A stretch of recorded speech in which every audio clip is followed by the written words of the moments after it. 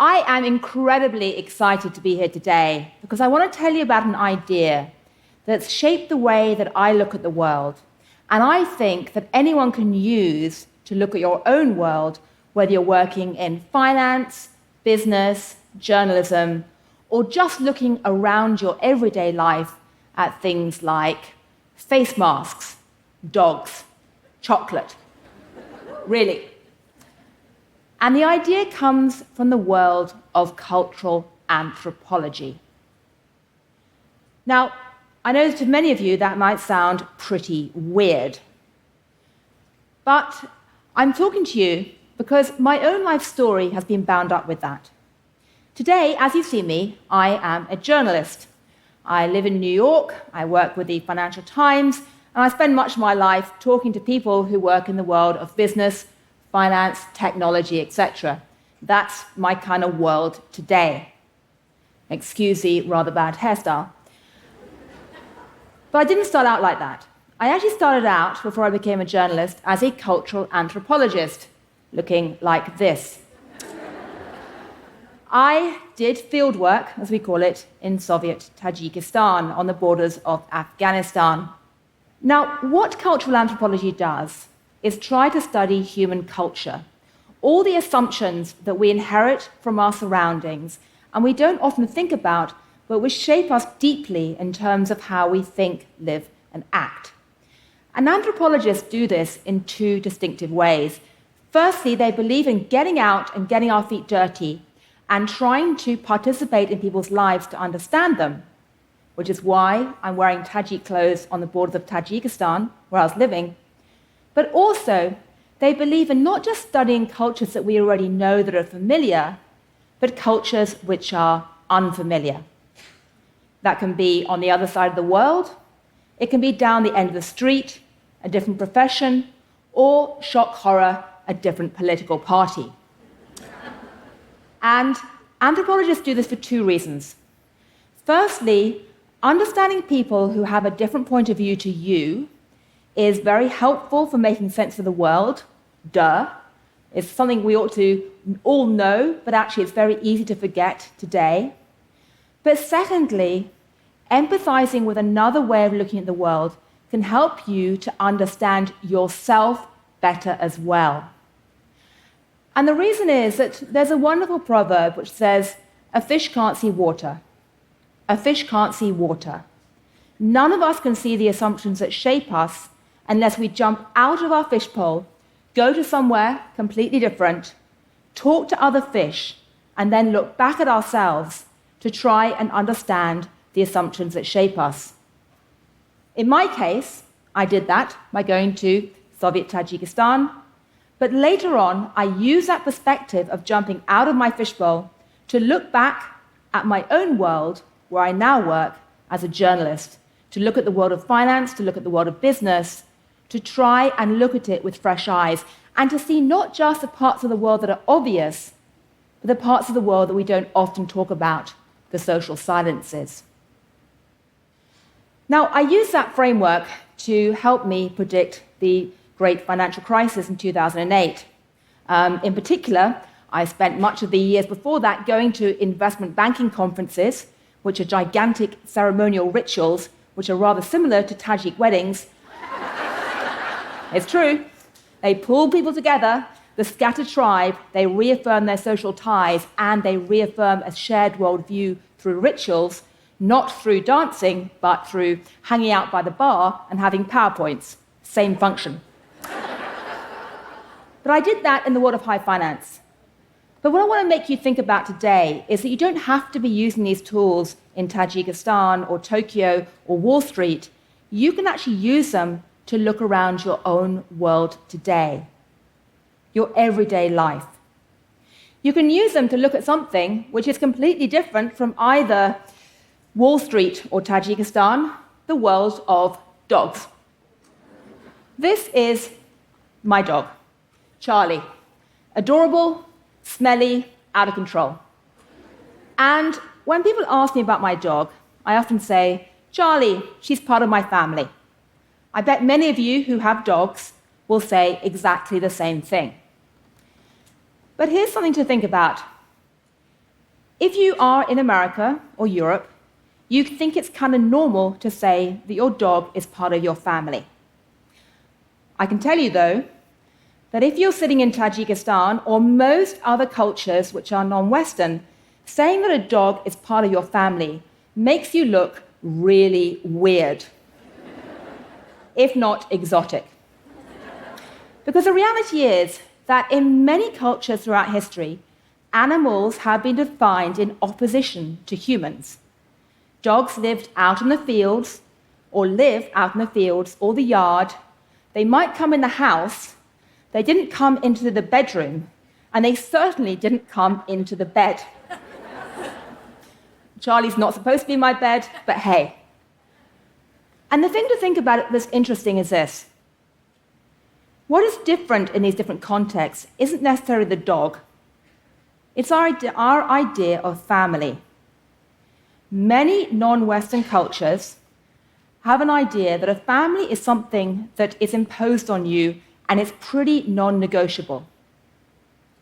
In the West, we have this wonderful individualistic consumer culture where everything is pick and mix and customized. We customize our coffee choice. We have our music playlists. We get to define our families. And that's liberating.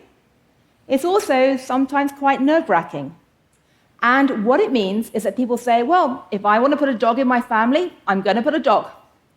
It also means that people use dogs to define and create families as an active choice.